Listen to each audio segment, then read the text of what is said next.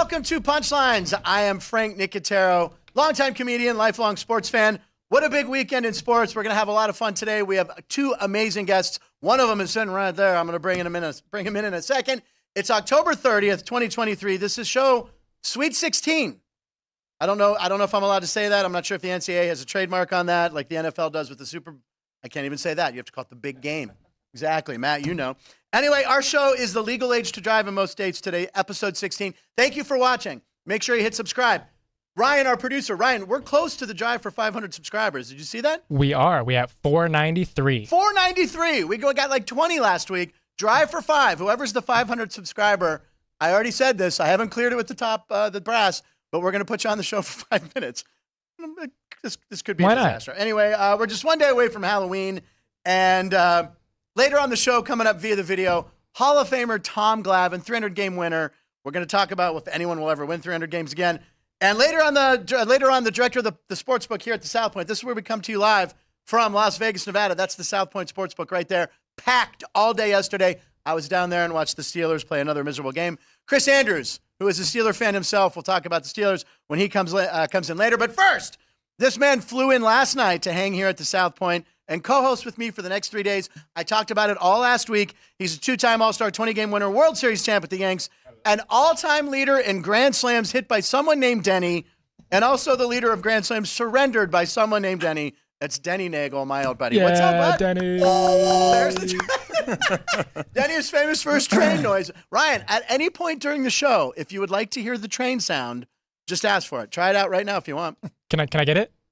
It's like a train's coming. And in Vegas, you never know because there are trains here.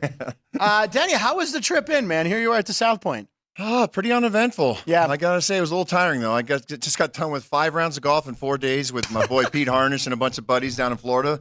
But I said, I have to make it out to Vegas to see my boy Frank live. I can't do it. Sounds like Thomas the Train is having a stroke when I do it.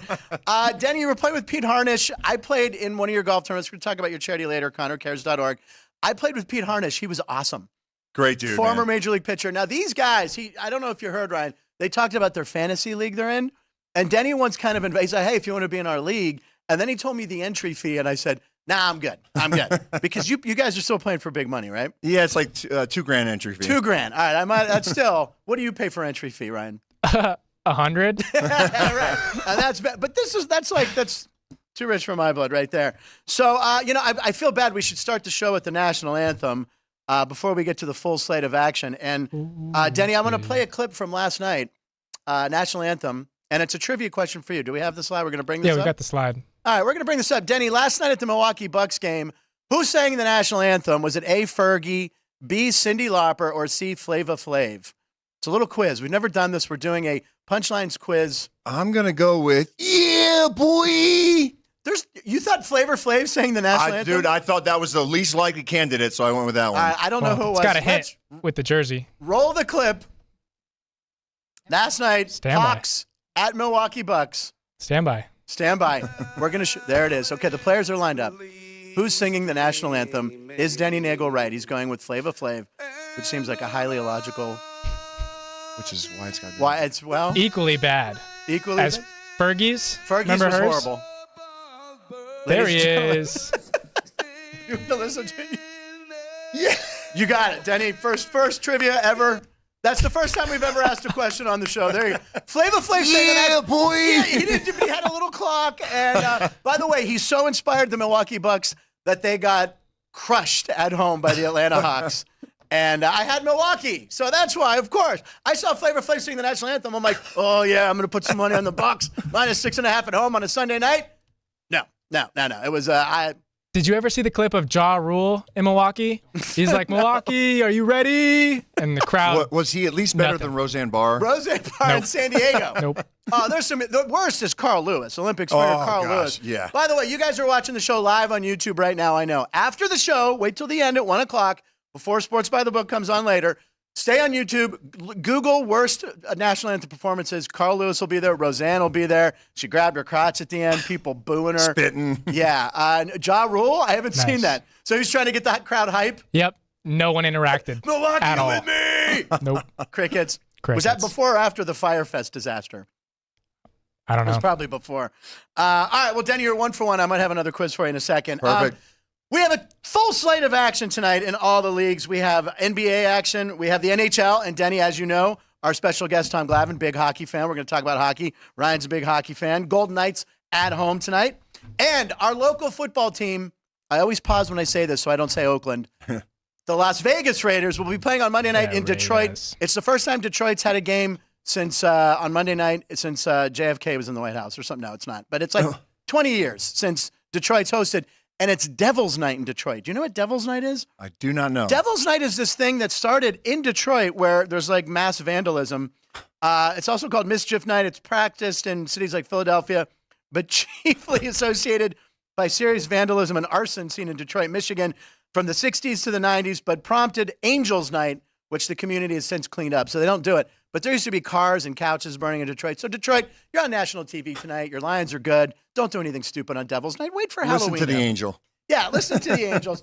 All right, Denny, we got to talk about last Thursday night. I lost a bet. It's one day from Halloween. I'm 0-3 against this guy in bet. So I know you bet. We're going to get into betting. Don't worry. It was Buffalo favored by 9.5 points over Tampa Bay last Thursday. The loser had to carve a pumpkin, and I had to carve a pumpkin. So I did it. So, Ryan, you won again. The mistake you did was letting him have first choice. I let him have first choice. You can have the next 3 first choices. I get the next 3 first choices. That's fine. The pressure's That's fine. on me. All right, here's the pumpkin I made. Uh-oh. So I made this. This is Da, da, Ryan, da, our producer. da, Ryan, here's your pumpkin da, right da. there. There's Oh, Ryan, nice. ladies and gentlemen. So as you can see, I got the Nice. glasses on. I'll bring a tie for it Looks tomorrow. like- Yeah, the tie. We forgot to put the tie and the nose and your big smile because you always Yeah. win, don't you? It looks like Harry Carey. Hey! And then we also have this one, super fan made, right here. This one Oh, says, yeah. it says Ryan is 3-0. better than Frank. It's got the greater sign, right? Ryan is better than Nice. Frank. 3-0. Nice. So there you go. That's And- the best one. And tomorrow, you like them both. There you go. And tomorrow, by the way, where should I place these for viewers? Right there? We don't want them to obstruct. I mean, if like you the want one in with front Ryan of right you, next to me. you can do that, Oh, God, or in the here's middle. something you don't get to see on the show. Me getting into this chair. 5'6", license says 5'7", 6'2" with the afro. Okay, all right, here we go. We can leave that in front of me right there. There you go. There's a nice 3-shot. Why don't we'll get Ryan there. There. So Ryan's always near and dear to me. So yeah, I love that makes you look good. Yeah, and it was a fluky touchdown that I lost on. Mike Evans catching that ball that ricocheted Oops, off. happened. Detroit tonight at home. They're favored by, what's the current line? Is it like 9.5 here at South Point? I believe so. Yeah, we'll check on that, but it's like 9.5. The Lions at home tonight. What do you think? We'll watch Monday Night Football. The World Series is on tonight too. Great sports night. Yeah, it's a great sports night. He's a Commanders fan. He's from what? Look at him roll. Struggled to even say that even. Yeah, too. and they had Philly. It was a division game. It's down Dude, to Sam, 7. I mean, Sam Howell's been playing great. You know, the defense is, man, every time I think they're going to be that solid defense that we were supposed to be going in a couple years ago even too, they just keep letting up too much yardage and stuff, man. And I'm seeing that Chase Young and is it Montez Sweat or Sweet? Yeah, they could both be on the block. Trading deadlines tomorrow, and then that's a teardown right there. Well, I figured And something like Jonathan that. You know, you figure with new ownership coming in, they Yeah. want to start to kind of do their own thing now and stuff. So I figured a couple guys might be on the block. As long as they make some good moves, I'll be happy with it. Who was the old owner? You never hear about. You never heard about Yeah, him some much. guy named Snyder. Jesus, what a mess that guy was. The Monday night game is down to 7. It's down to 7. 7. Dude, I like Detroit Lions this year, by man. 7. I do too. Was there a late injury or something, or someone not starting? That's a big jump right there from the sportsbook. We can talk about that with Chris Andrews, who will be in later on. But that's a big jump. So Detroit by a touchdown. You know what it is too? A lot of local money may be coming in on Vegas, right? Yep. Yep. With no hook. A lot of Vegas money. It's just a flat 7. Just Dude, a flat I'm 7. happy for golf, man. I think it's been incredible to watch his progress the last couple of years with them now. I mean, you know, after he losing the Super Bowl, was it 13-3? McVay kind of had washed his hands of him, and then he comes, and Detroit might end up with the better of that deal. I mean, Matt Stafford won a Super Bowl for the Rams, of course, but it's a good trade for both. It's rare that a team works out and gets a trade for both of them. The Fall Classic is tonight. We didn't play you in with the song, and the reason I ask is we've talked about this on the show before. In baseball, they have a walk-up song. Relievers, Mario Rivera would come in with Enter Sandman by Yes, Metallica. classic. Trevor Hoffman Hell's had Bells. Hell's Bells by AC/DC. Did you have a song? Because the players get to pick their walk-up song. Yeah, I picked. I would kind of go through my different genres of music. So, Okay. like when I was with the Braves, I remember I had Machine Head by Bush. Yeah. Who doesn't love Bush, right? Yeah, right. Frank, come Not on. since the 70s. But anyway. But and you know, God, God, and then I went through. I had like my metal kind of thing, so I had some Creed. I definitely had Creed the one year too. Yep, and then I Stand Alone by Godsmack. Oh God, yeah, wow. because Okay. it's kind of like you're on the mound alone. I stand alone out here. Oh, wow. See? And of course, I ask Ryan all the time what his walk-up music was or would be, and he goes, something rap. That's all you say. Well, yeah, but then there's also Master of Puppets, Metallica. Oh, that's a good one. Again, do you think that guy right there, do you think that would have been his walk-up song? No, but that's what makes it great. That's what makes it great. So I wanted to talk about what was the scariest songs. Oh, yeah, I want to talk about scariest songs. So we're going to go into some fast takes about this. I love walk-up songs. I always said mine might be like, I don't know if this is wimpy or not, but Big Shot by Billy Joel. It's got a good guitar riff at the beginning. Big Shot, you know. Oh, yeah. Okay, that's not bad. I'm very old. So I want to talk about Halloween. Scariest song. I Googled this, scary songs, because I want to talk about Halloween songs. And the song that scares most people, according to something I saw on the internet, and Denny, you're the age that you might agree with this, it's the theme to the movie Halloween. I was going to say, let me guess. I'm sorry. You should have jumped in. Never stopped it. Never hesitate to jump in. Either that one or hearing 1, 2, Freddy's coming for That's you. That's a scary Nightmare one too, right? Any song sung by a little kid is always spooky, right? Like every movie trailer is always a little girl going, "She'll be coming round the mountain." And it's like some guy in the house, "Debbie, is that you?" So, so it's scary. But it turns out the theme from Halloween, it was on the internet. And I have a quiz for you.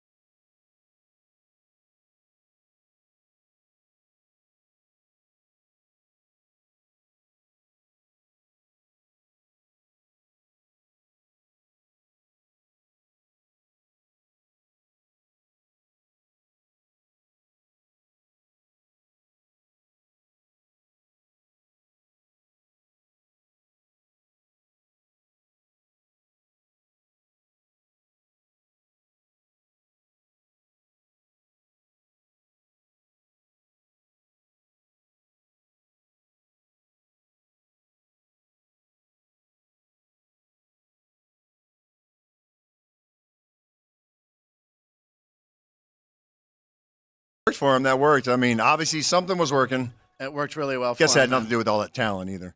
Oh my God. But that's just, isn't that wild? The Halloween theme? Kobe was different. Yeah, he said it's because of the Michael Myers mask, just a stone-faced killer. Yeah, I like that. Black Mamba. And then I also saw, I refuse to talk about Myles Garrett as player of the year defensively because TJ Watt's in the league still. He came and dressed as the Jeepers Creepers guy. I don't know. To the game as a. Find a picture of that. We'll show it later if you can. But let's move on to Scorigami. As if he's not scary enough as it is. Yeah, he came in as Jeepers Creepers. There's a shot on the internet. I meant to send it to you, Ryan. My bad. Do you know what Scorigami is? Are you familiar with this? I have not heard of I know. There's this guy that has figured out every NFL game in history and every score of every game. So there was a score yesterday that had never happened. Now, the first time I heard about this was when the Steelers beat San Diego like 12-11 a few years ago. And, you know, with the prevalence of two-point conversions and all this. So there was game yesterday. Here are the NFL games. Do we have the NFL games that the scores, the final scores at all?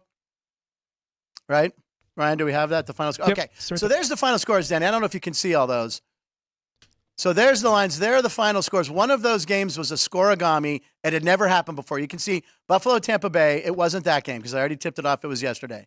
So you got New Orleans 38-27, Jacksonville 20-10, Carolina 15-13, possibility. 38-31, 43-20, Dallas over the Rams, 31-17, or Giants 13-10, which... I'm going with the 15-13. 15-13 is an odd game. The correct answer was the Rams in Dallas. 43-20 had never happened in the NFL history. That's crazy. It's amazing. There's a guy that has this website. He'll tell you the most common scores in NFL history. The most common score in NFL history, 20-17. Your guess, though, 15-13, last happened October 27th, 2019. It's happened 17 times before. 17 times? Yeah, I know. Isn't that crazy? I wouldn't have thought that. Yeah, but 43-20 doesn't seem that rare to me, but It was the first time it's ever happened. So congratulations to Dallas and the Rams making history. And then the last story we'll talk about real quick. I went to hit underdogs this weekend. I wanted to find out how the underdogs did. And the first story that popped up was a story not about underdogs, but about Bret Michaels, who's from the Pittsburgh area. Underdogs this weekend crushed it. I think they were 8-7 going into tonight's game. You're thinking about the Raiders. Maybe that's why the line came down. It always seems like they're balanced, except for last week when underdogs crushed it. It was ridiculous. It was all underdogs last week. We've got the photo of Myles Garrett walking in. Oh, you got show Myles Garrett as Jeepers Creepers. Okay, here he comes in. We have it. Just imagine Myles Garrett looking scarier. This is just Frank. Frank's really scary. That's me. Just look at me and imagine me with the Jeepers Creepers mask on. All right, it's coming. I asked for it live. That's how our crew can get it done that fast. Jerry and Ann and Sean. There we go. Sean's not here, Matt. There he is. Look at him walking in. Yeah. Now that, and then they went out and lost, by the way, so that was good because I like when Cleveland loses. But yeah. All right, you know what? Let's just go to our guest. We'll do the story. We'll do the dog. We'll do that later. We'll talk about our charity stuff later. Let me get my headphones right here. So get your headphones on. All right, it's 12:15. We got to get this guy on. This gentleman. He's not ready. Oh, he's not ready. He's not ready. Okay, then let's do the dog story. So we'll hold on one second. All right, so the underdogs again. If maybe a lot of people are betting the Raiders tonight because if they cover the 7, it's 8-8. The NFL loves, the whole scripted NFL. They love to keep it even. It's not scripted, ladies and gentlemen. It's not scripted, ladies and gentlemen. And Detroit's going to crush them tonight, I believe. But what do I know? That's why I have 2 stupid-ass pumpkins in front of me right now because I lose at every bet. I did win last night. I had Austin Eckler scoring a touchdown. All right, so there was a dog. There was a dog that was named Bret Michaels at a dog shelter. They named it Bret Michaels. This dog is a hero. This was in Nebraska, a 6-year-old husky. So they named him Bret Michaels. Now this dog, they found this dog, and they noticed he was losing some weight. It turned out he had a rare blood condition, but they had 3 one-month-old kittens that were brought in need of a transfusion. So they gave the blood from the husky, and it saved the kitten's life. So this dog becomes viral, this Bret Michaels dog. And guess what? It gets back to Bret Michaels, big Steeler fan from outside of Pittsburgh, Butler County. He adopts the dog. Look at the dog. That dog looks like Max Scherzer. And if you know what I mean, because doesn't Max Scherzer? Yep. Max Scherzer, they should have called him Max Scherzer because Max Scherzer, who I believe is starting tonight for the Rangers, he has 2 different color eyes. Check that out. Max Scherzer, if you've ever looked, tonight when they do close-ups, they'll probably talk about it on the World Series because they're always looking for stuff to talk about. Why do I see similarities between Bret Michaels and the dog? Yes, they kind of look similar. They have like the goatee. So anyway, Bret Michaels gets hashtagged about this story and ends up adopting the dog. That's pretty cool. Isn't that awesome? That's awesome. And I myself have adopted 2 dogs, ladies and gentlemen. So this week, I'm trying to raise money for the shelter. Here's a picture of one of my dogs. This is Scooby. So if you don't mind, if you could go to Venmo, I'm kind of in a contest. I'm trying to raise money to help this great foundation. I've adopted 2 dogs. I have Scooby and Marty. Marty looks like an alien. I don't have a picture of him. I'll have him tomorrow. But anyway, if you can donate, it's at Venmo. There it is. Expedition Online. And then hashtag Team Start. So I'm kind of in a competition. Need to raise money by the end of the week. We're trying to do a little contest. Is that one of the dogs? That is Scooby right there. Oh. He's the best. He's great. And then his brother Marty, I'll show tomorrow. All right. Okay. So we're going to come back with Tom Glavine, but we're going to throw it to a break. Do you have dogs still? Do you have any dogs? Or? I did, man. I lost my chocolate lab about 1.5 years ago. And I bring up right before this makes it depressing. Chocolate labs are the best. He was the best, man. And the World Series tonight, we're very excited to talk about with our guest soon. And right now, currently, this game is in Arizona, and the line is like, It's Arizona's actually favored, but I think Texas still in the. What do you got there, Ryan? So I've got Rangers -110, and the Diamondbacks are even money, plus 100. But still, Rangers are still the series price. So I don't know. I'm still rooting for the Rangers. You've watched the first 2 games. What do you think so far? Man, I'll tell you what. I mean, I think Texas has to get their bats going early. You know, because even game 1, they had to do that by the comeback action, and stuff. So. I think, their table setters got to set the tone, and stuff, and the guys have got to start coming through in the clutch a little bit early in the game. They can't wait for that long, because then once you hand it over to the Rangers bullpen, I think they have the advantage still. Did you ever play in Texas? You probably never. Did you pitch in Texas? Was that not this stadium now? Yeah, no, that's right. The new stadium, the old one, which, by the way, wasn't that old when they tore it down. That's the kind of money Texas has. They had Arlington forever, and then they get this new stadium, and then a couple years ago, they're like, we need a new damn stadium. And it's crazy that their old stadium is still up right next to it. I think they use it for like their AAA team now or something. Oh my God, there's too much money in Texas right now. Got a little oil there, I think. Yeah, and oil. They got a lot of money in Texas, ladies and gentlemen. All right, we're going to take a break. We're going to come back with Tom Glavine, talk a bunch of baseball. Then Chris Andrews will be in here to talk numbers and gambling. And that's why there's a pumpkin, because I need all the help I can get. So Chris will just give us some help. So we'll be right back. If you're celebrating a special occasion, all right, so we got problems or just love fine dining, you're in the right place. Come experience the crown jewel of South Point restaurants, Michael's Gourmet Room. Welcome. With over 600 different types of wines and magnificent dishes prepared tableside, you'll revel in the rich classic Vegas decor and the best black tie service in the world. This intimate gourmet room has earned accolades galore. Come to Michael's Gourmet Room for an unforgettable dining experience. Another famous restaurant is the Silverado Steakhouse, where you'll find the charm and service that discerning patrons require.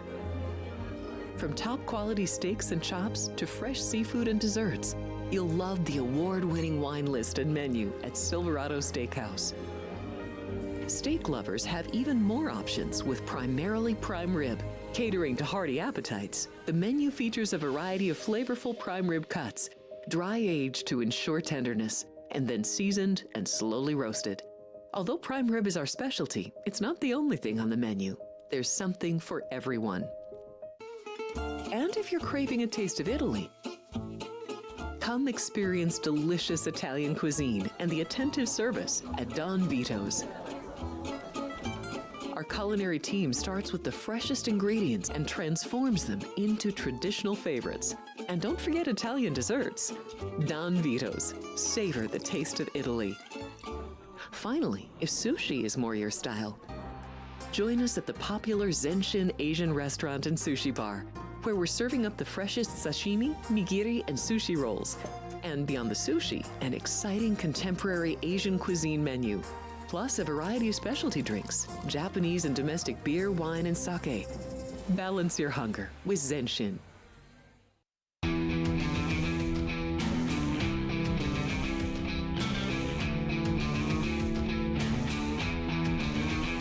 All right, so we're back. We have a live comment about Denny Neagle. By the way, get your comments into Denny. We'll read them later if you have something or a question. What is it, Ryan? Yeah, Bob Dell just wanted to know how much weight Denny lost. He said he looks good. He looks 40. Well, who's that, Bob? Bob Del Pizzo. Bob you Del. know Bob Delmont, Oh, my Bob, buddy from yeah. Baltimore. Well, thank you, Bob. I really appreciate that, buddy. Yeah, I dropped a few pounds here, getting in a lot better shape for my heart. What do you do to lose the weight? Dude, good old-fashioned regular diet, and I'm in the gym like 5 days a week now. Damn it. See, I only go 3 days a week, and I don't diet. I haven't been to a gym since the last millennial. All right, so it looks like our guest is ready. Let's throw the headsets on. Do it. Ladies and gentlemen, this is very exciting. This will be our first Hall of Famer ever on the show on episode 16. This gentleman, of course, is in the Hall of Fame, first ballot Hall of Famer. Played with the Atlanta Braves, where he played with Denny Neagle, the Mets, then back to the Braves. Ladies and gentlemen, Tom Glavine is here. Tom, what is happening? Wow, this is very exciting. Thank you for being here, Tom. Wow, I'm just inspired here looking at Denny and listening to that routine. So I don't know about 5 days a week in the gym, but we'll see. Maybe 3. I might start with 3. Good old jazzercise. Now, you guys was he golfing? There you go. Yeah. Was he golfing with you? I know you guys. No, golf he a lot. wasn't on this trip. He wasn't on this trip, but actually, I have a question for you right now, Tom, about Denny Neagle and his golf. What number is higher, your percentage of votes to get into the Hall of Fame, or the last time he played 18 holes with you? What number would be higher? Ooh. I think I would say my percentage of votes. Denny's a little bit better than that. All right, Denny, what'd you shoot last time? Probably with Tom. What are you shooting right now? Oh, with Tom? Gosh, I mean, that's been a while since him and I played together. Or with anybody. This past weekend, would you? Like 6 handicap. Okay, well, that is good. Tom was 91.9% into the Hall of Fame. Who are the 8%? Did we find out who these 8%ers are that we have to? I don't know, but they're losers. They're losers, absolutely. Tom, you know what? We're instead of talking baseball first, we're big hockey guys here. We got a Golden Knights game, and as everybody knows, and Denny's like, Tom was drafted. I'm like, yeah, I know he was drafted in the NHL. You had an unbelievable the career you had before when you were drafted in both leagues as a junior player. You were drafted in the 4th round of the NHL draft, number 69. Of course, 69 pick. Denny's Nice. 69th pick, yeah. And I know you grew up a big Boston Bruins fan. You grew up in Massachusetts. So how much do you still love hockey, and do you ever regret not going hockey instead of baseball? Well, the first part of that, I just checked my Bruins app this afternoon, or about 10 minutes ago, to see if they were playing tonight. So yeah, I got a game to watch tonight, so that's good. I don't regret it. Obviously, I mean, I wonder what would have happened, but and I think that's only natural. But I don't second guess that decision. I can't imagine that hockey would have worked out any better than baseball did. So, I think I'm lucky in that way, since so I don't have to second guess it at all. But yeah, there aren't many times that I watch a game and don't think about, man, I wonder what would have happened, or look at guys that are playing in games that I watch and kind of compare myself to where I was, at 20 years old, and what kind of player I may have been at that age. But I think that's natural to wonder what would happen. All right, my question is, like, when you were 16, Tommy, what would you say your favorite sport was between the two, baseball or hockey?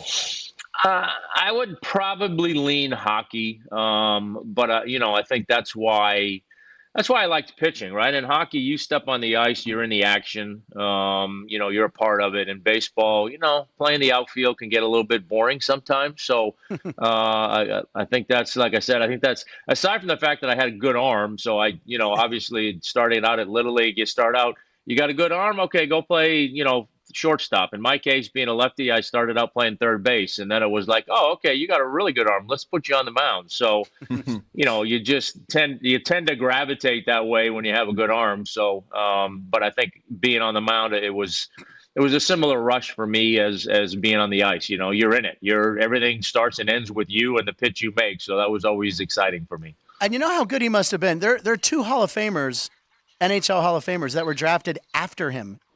I mean, you know who the two are, right, Tom? Yeah, Brett Hull, Luc Robitaille. I remind those guys every time I see them. So yes, that's awesome. And by the way, the Bruins are playing the Panthers tonight, which right now Boston can't be a big fan of, because that's who Boston had your NHL all-time points total, right, last year. Yeah, President's Trophy winners. President's Trophy winners, and lost to Florida. Yeah. Yeah, it was. That was probably the one matchup that I was worried about more than any other potential matchup. I don't know.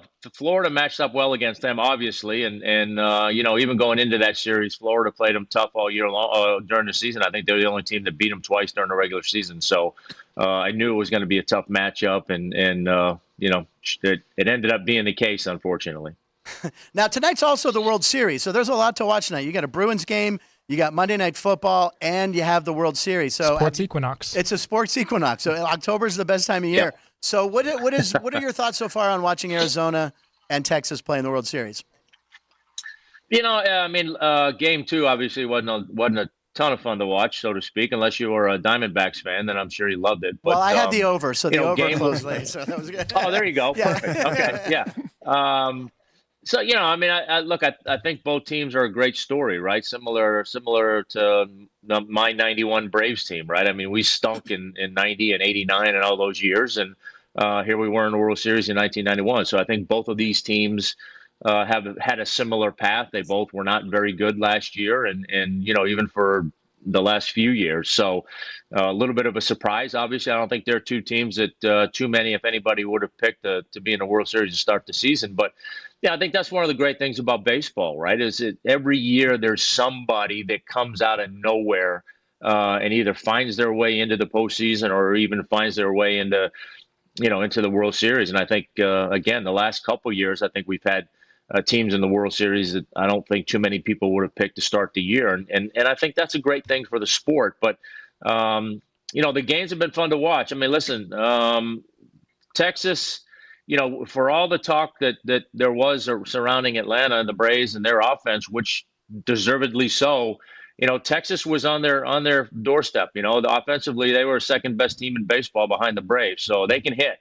So that part of it's no surprise. And I think with Arizona, I got a chance to see Arizona early in the year, and they were scrappy. They were good, and then they went through that little lull in July, I guess, and scrap their way back into the postseason. But, they're kind of an old school team. They're a scrappy team. They play small ball. They try to beat you a bunch of different ways. And that when they pitch good, they're good. So, I think it's it's a really interesting matchup between two different teams. But game 1 was fun to watch. Hopefully, game 3 is going to be a little bit more fun. What do you think? And what do you expect out of old Max Scherzer, future Hall of Famer tonight? What do you think we're going to get from him?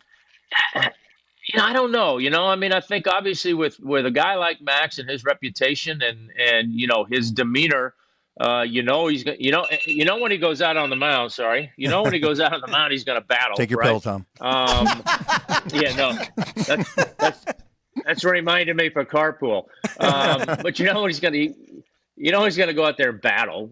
That's not a question. But I think, you never know what you're going to get from a guy when he's had time off. I know he pitched a couple times in the last series, but, you just don't know. And when a guy's been hurt and trying to refine himself, so to speak, it's one thing to do it against a last place club in the middle of August. But when you're doing it in the World Series, it's a tough place to find yourself. But, Max, he's a bulldog. He's going to go out there. He's going to take the ball. He's going to give it everything he has. And, I wouldn't be surprised if he goes out there and pitches a good ball game. And if you noticed, I've been quiet since Tom brought up the 1991 playoffs. It's still, Tom, I'm born and raised in Pittsburgh. I'm a diehard Pittsburgh Pirate fan. We're not talking about 92. I'll stay with 91. Okay, I'll do that. Okay, I can't talk about enough. 92. Yeah. I'm not talking. I'm not even gonna say Sid. I can't even say his name. Or Francisco. Son of a bitch. All right. Anyway, in 91, that was the year you really emerged as a pitcher, and you got to pitch in your first World Series. Kind of like tonight's starter, right? I tease the guy. His name's Brendan Pfaadt. Pfaadt. You don't pronounce the P. It's Pfaadt. Yeah. Brendan Pfaadt. Yeah. Who's been unbelievable. So. Do you remember, what was it like? You're kind of in the same situation he has, pitching in your first World Series. What was that? What are your memories of that in 91 against the Twins? It was nerve-wracking. I mean, look, you've never been there. So, it's really easy for people to tell you, hey, just relax and go out there and pitch. But it's in reality, it's a lot harder to do, right? And I think, so often we have that debate in baseball in particular about, okay, would you rather have talent or experience when you get to this point in time? And, ideally you'd like to have a little bit of both. But I think when you have a guy that's talented, doesn't have the experience, it's tough for those guys. And I know it was for me, right? I likened it to when you got called up to the big leagues from the minor leagues, right? When you get called up, the first thing everybody tells you is, hey, just go out there and do what you've been doing to get to the big leagues. That's good enough, right? And yeah, you hear that, but I don't think you really believe it until you go out there and kind of experience it and see it. And I think the same is true in postseason baseball. You feel like, okay, these guys I'm pitching against are really good. I have to be really good. I can't make any mistakes. And there is some truth in that, but the same things you did all year long to be successful will be fine when you're in the postseason, but it's hard to get yourself to believe that until you start to witness it. But, it's a fun place to be. I mean, the guys who can go out there and live in the moment and just enjoy it and don't get so caught up in what it all means, I think are the guys that tend to perform better. Not only in general, but I think particularly as young, inexperienced playoff guys. And I think it's going to really help the kid too, knowing that he went in there and what was it, game 7? It was game 7 he started. Yeah, I think. the NLCS. The fact that he was able to keep his heartbeat down in that game, and go out there and have a pretty successful outing, I think says a lot for him. So I think that'll translate into a good outing tonight as well too. So I actually think it'll be a pretty good pitcher's duel tonight. It should be. And are you a National League guy through and through? Do you always root for the NL, or do you sometimes root for the AL? Like, who are you rooting for, or do you just want to see a good series? I mean, I typically lean NL, but I guess it depends on, obviously if the Red Sox weren't in it, I'd probably root for the Red Sox being from Boston. But, other than that, it usually kind of goes to guys that I know a little bit, so like even in this series, I don't have a dog in the hunt, but, I know Bochy a little bit. Obviously I played a long time with Maddox and his brother's the pitching coach. Yeah. So I know Mike a little bit. So, that's the kind of stuff you tend to gravitate to unless, again, it's my home team or, something like that. Nice. It's really been incredible, man, what Bochy has done in his career and stuff. I mean, it's unbelievable. For him to come out of retirement and, first year take another team to the World Series. And the fact the Padres let Bob Melvin go to the Giants, did they not learn when they let when they let Bochy go to coach a team in your own division and go and win 3 World Series? What is he thinking there? So tell me, Denny, what was it like playing with Denny Neagle, my co-host for the next 3 days? What's a good Denny Neagle story? What was it like playing with Neagle and having him on the Braves with you guys? Well, I can tell you what it wasn't. It wasn't quiet. I mean, go for a trade. Give us a trade. There we go. Yeah. Anytime. If you ever wondered where Denny was, all you had to do was listen for the train, and you knew Denny was or around. A couple fart noises. Yeah, something. Yeah, I mean, look, that's what he was, right? I mean, he's I don't know if high energy is the right thing, but just a guy that always had fun, who was always laughing. Sometimes when it was your day to pitch, you kind of had to go hide and get away from Denny a little bit if you wanted to, if you wanted to clear your mind and try to get right mentally, because it just, like I said, it wasn't a lot of quiet time. You weren't in the library when Denny was around. I can assure you of that. So. Denny, is this true? Guilty. Yeah, right. Were you the loudest guy in the locker room? Who else was loud in those Braves locker rooms? I probably was right up there being the loudest for sure, yeah. It wasn't Maddox. We know that. No. And there's other things that we could use to describe Greg other than loud, right, Tommy? Yeah.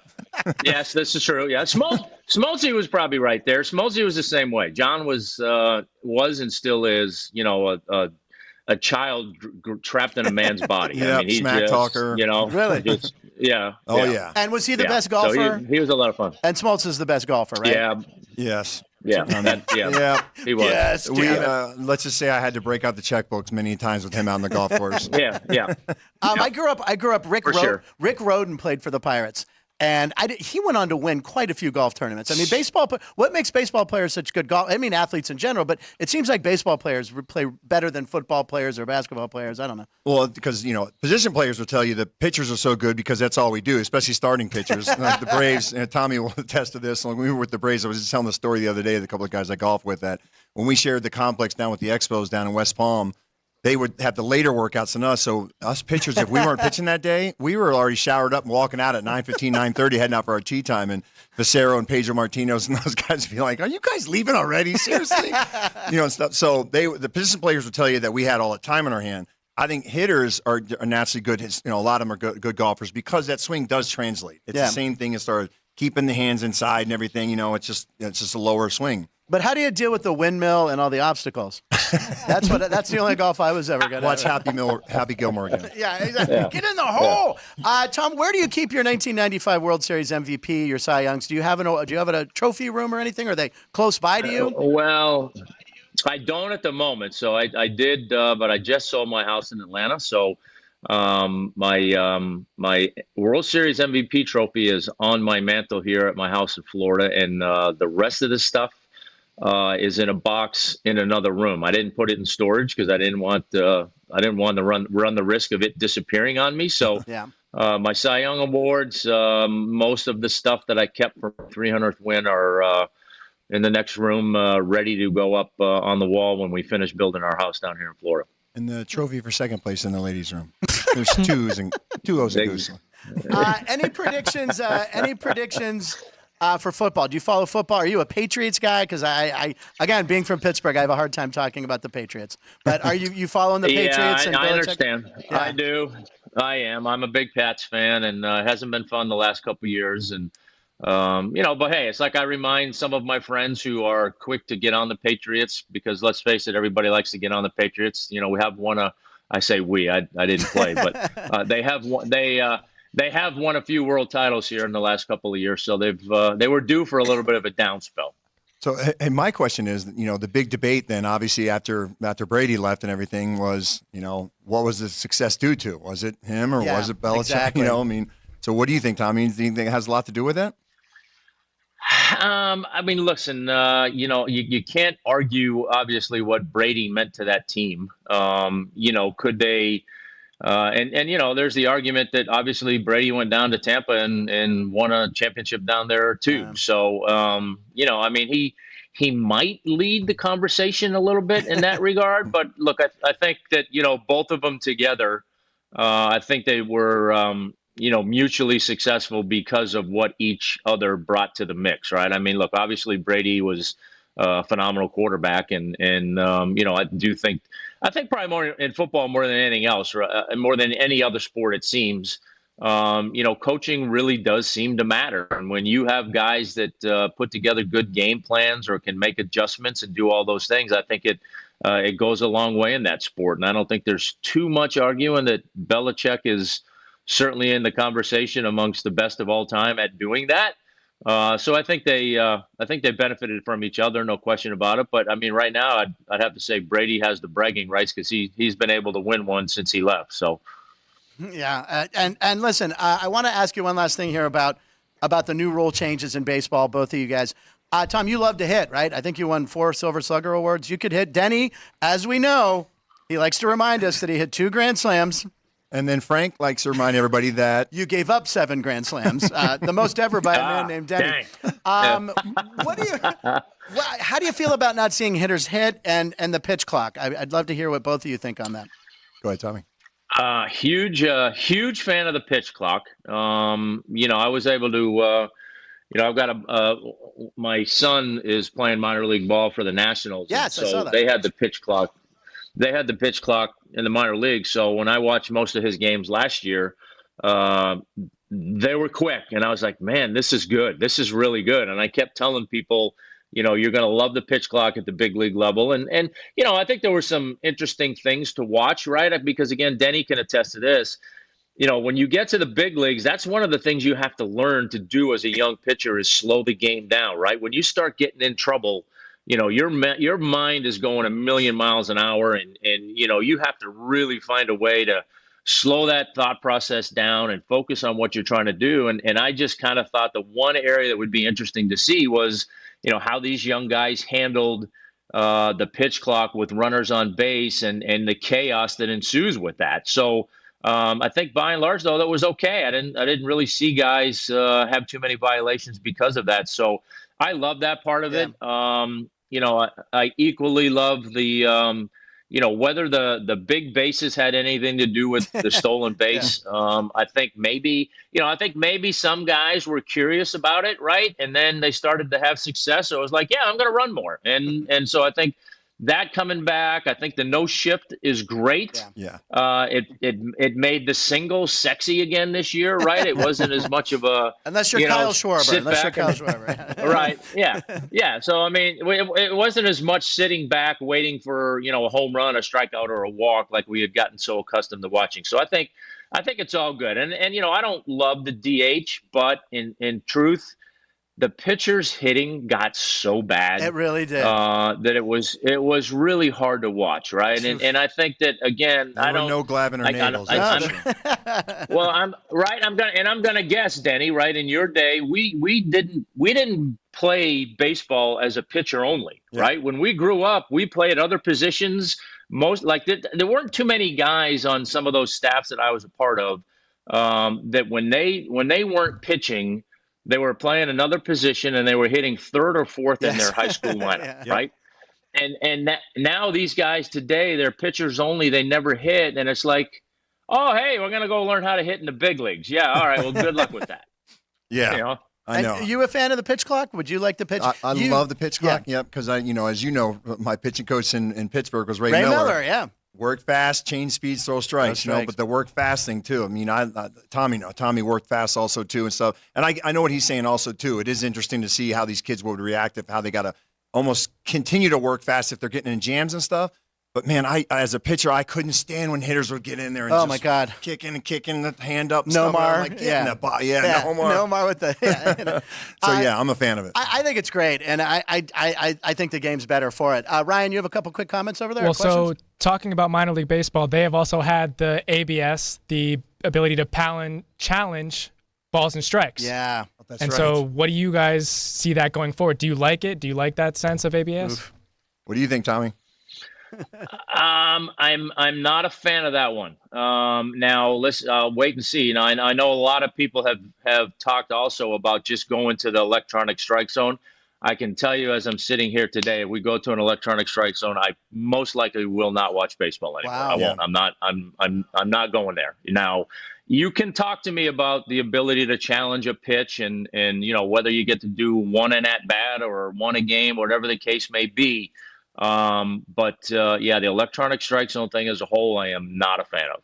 I totally agree. I mean, honestly, and I don't know, Tommy, if you feel the same way about this too, but I feel like one of the worst things that happened too was this K zone and umpires getting judged on and stuff. Because when Tommy and I came up and stuff too, especially even him before me, you knew which umpire was umpiring that day. You knew, okay, if Frank Poley, he's going to give you more outside, or this guy's going to give you more up and down or whatever, And so we knew it. The hitters knew it. Everybody adjusted to that. And so ever since they did this with the K zone, I just think that it's made umpiring that much tougher, I think on their behalf too. So I like the human element. I don't think we should do away with that. It sounds like it'll slow the game down. They just fixed the game to speed it up. Exactly. That feels like it'll slow. I saw Zane Smith, who you guys both know. I saw him pitch a game in an hour and 50 minutes at Three River Stadium. it was over quick. But I think it's good for baseball.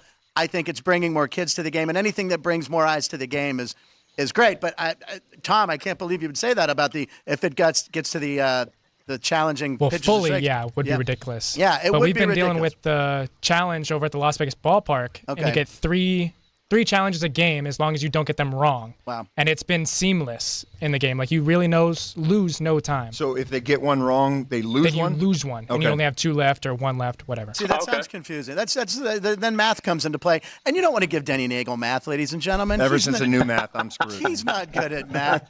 Tom, last thing, any Halloween plans? I don't think so.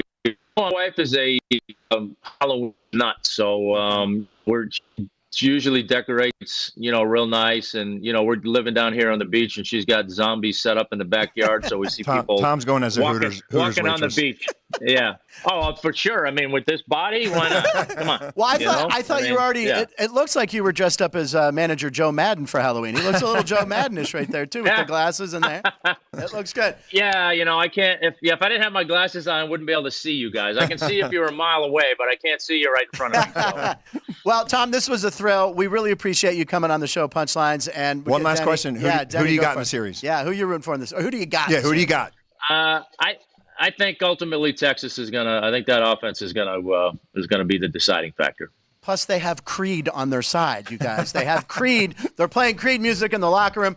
Tom Glavine, thank you so much for being here. We really appreciate it. Yeah, Ryan says thank you as well. We'll be back with Chris Andrews, director of the Sportsbook here at South Point Casino. We're going to talk all the sports because it's a big night in sports. Thanks for watching. We'll be right back.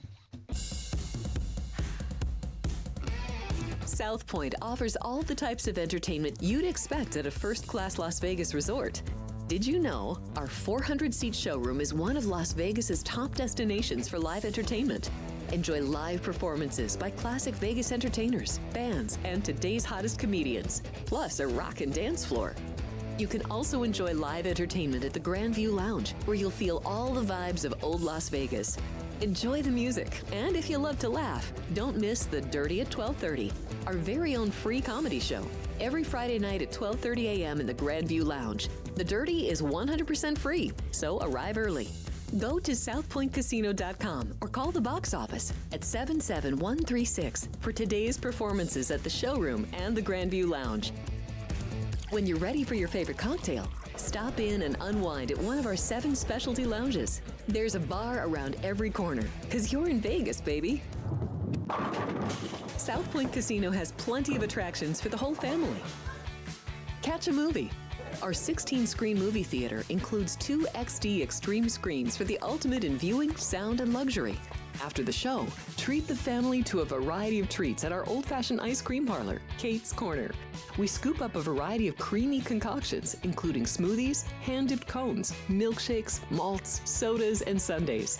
At Kate's, there's something for everyone. And if you've still got time to spare, our bowling center might be right up your alley. Voted Best of Las Vegas, it's a great place for friends and family fun. 64 lanes, a pro shop, snack bar, and arcade. And while the kids are bowling, you can play slots and sip on a drink in the Alley Cat Lounge while overlooking the lanes. For our more serious and professional bowlers, the South Point is also home to a separate tournament bowling plaza.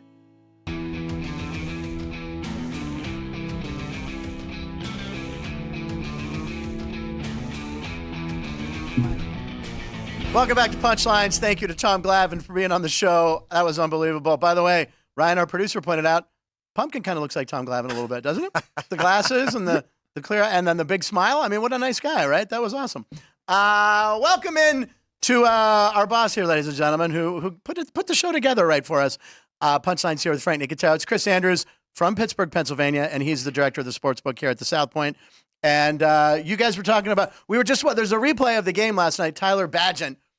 His dad is this like all-time arm wrestler champ. I had no idea until last night, but I mean, the kid does have a good arm. I don't know what it has to do with arm wrestling. Maybe there's some genetics involved. I don't know. A buddy of mine, Christian, who's probably watching, he's like, dude, he goes, you didn't tell me that Badgett's dad was sick. He recognized Tyler Badgett. Did you know Tyler Badgett before last night? Yeah, well, I'd seen a documentary on Travis. That's what he watched. Right, yep, yes. yep. And so I knew his son was up and coming, but I had no idea he was already with the Bears and everything. Yeah. But I love watching all the arm wrestling stuff. My God. Who would be good arm wrestler? Were you an arm? You can't do it with your left arm. You got to. I was good left arm, but teams would never want me to do it because. I could see why. Yeah. Who would be? I actually got invited to do this pro baseball players arm wrestling thing back in like 1990. And they said the only way I could do it was if I did it right-handed. And I was like, I want to do it left-handed. This is my strength. But John Brezink was the guy who was like the featured act because they had the real professional arm wrestlers there. And that guy he's like 56, 57 years old and still beat guys like, 25 years old. You say that age like it's old. Denny, I have news for you. Google he's like 78. But Tyler Badgett, I played that college, Shepherd College, but people recognize his dad might be more famous than him. Well, maybe not for long. But anyway, what a great story. Yeah, our guy Matt Neverett wanted to point out that he is the only NFL quarterback from the FCS, not from non-FBS or FCS college. Yeah, he went to a Division D2. 2 or 3. Yeah, Division 3. Sorry, yeah. Unbelievable. I've played that college. There's only 4,000 people there at Shepherd College in West Virginia. Yeah, it's like average class size 14. I did it with Rob Schneider once. Yeah. Oh, really? Rob and I. Somehow my old agent in Pittsburgh had a connection with Shepherd College. There's a pipeline, and all his comics would drive down to West Virginia and have a blast. You can do it. You can do it. Yeah. Rob's going to be in Vegas in a week or two. We're going to try to get him on the show, by the way. So hopefully Rob Schneider. Next week, Billy Gardell. We're very excited. I know Chris is excited. Chris, what are you excited for tonight in Monday Night Football? We see the Lions. Ryan pointed out we're 9.5-point favorites at home. First game in forever in Detroit. It's down to 7 everywhere. I need one of two things. Either the Lions blow them out or the Raiders win outright. Okay. All right. And, of course, what figures to happen? Yeah. Yes. So. I don't know. I mean, that's a big – I think Detroit's going to be super pumped. They got to come out on fire, right? Well, first Monday night game in I don't know how long. I know it's like 20 or 30 years. They have to respond after just a horrible loss last week, But by the way, I tried to remind people, whatever year it was that Brady won the Super Bowl with Tampa. Mm-hmm. You remember? I mean, it was like week 13 or something. They lost 35-0 to the Saints. I always said, just one game. I mean, crazy things happen, in any sport, but football could really get away from you quick, So. I don't. I think personally, I think Detroit responds tonight. So I hope so. Yeah. I mean, I grew up a Lions fan. Billy Sims and remember Billy Sims. I loved Billy Sims and Eric Hipple. Eric Hipple. I remember he started on a Monday night game, and I had a little black and white TV. Ryan, TVs used to not be in color; they only came in colors, black and white. You had channel changers. They weren't always flat either. It was anything but flat. Frank would record the games on Beta. I would, Betamax, and then I'd play them back on a reel-to-reel tape. I'd go out and start my dad's car. But I remember watching Eric Hipple make his debut in the NFL. I think it was on a Monday night, and he had this great game, and he became my favorite player. He didn't last too long. But Monday Night Football is great, and the World Series tonight.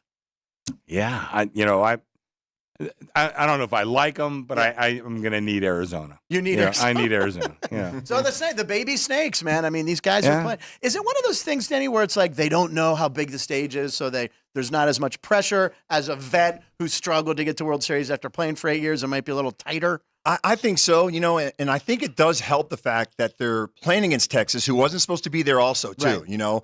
Had they been playing against the Yankees, storied franchise, having to go into New York, right. I think that would make things a little bit more tough for them, because of the amount of, it's already, like Tommy said, it's already enough pressure as it is, just going there and all the cameras, all the press that happens with the World Series. Right. But the fact that I think they're playing another team that's kind of a Cinderella story this year, for the most part. I mean, Texas went out and got some big-name free agents and stuff. Yes, they did. But the way they kind of faltered down the stretch and they had some key injuries and stuff, let's face it, they really weren't supposed to be here also, too. So I think that helps the younger players on Arizona as well. Yeah, interesting. And you had a question for Denny? I have two questions, Yeah, actually. go for Let it, me ask the first one. What makes Bochy such a great manager?